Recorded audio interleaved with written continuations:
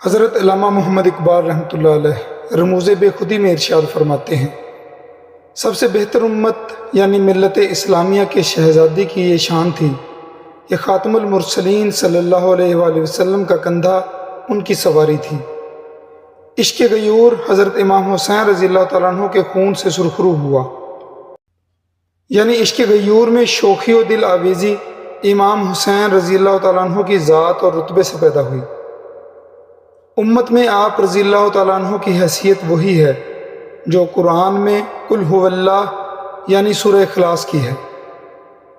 موسیٰ علیہ السلام اور فرعون، شبیر رضی اللہ تعالیٰ عنہ اور یزید دو مخالف قوتیں ہیں، یعنی حق و باطل کے درمیان کشمکش ابتدا سے ہی جاری ہے۔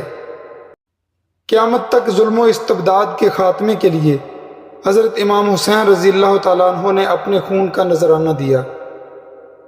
آپ رضی اللہ تعالیٰ عنہ حق کی خاطر خون میں تڑپے، جس کی بنیاد لا الہ یعنی کلمۃ اللہ کی سربلندی ہے۔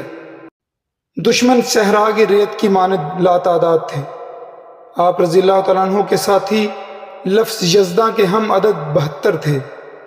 آپ رضی اللہ تعالیٰ عنہ حضرت ابراہیم علیہ السلام اور حضرت اسماعیل علیہ السلام کے واقعہ کا راز اور اس کی اجمالی تفصیل ثابت ہوئے۔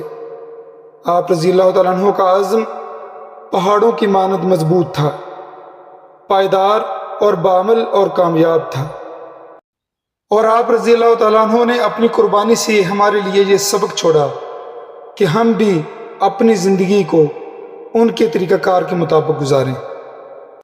معزز دوستو، آج بھی حق و باطل کا معرکہ اسی طرح برپا ہے، لیکن ضرورت صرف ہمیں بیدار ہونے کی ہے۔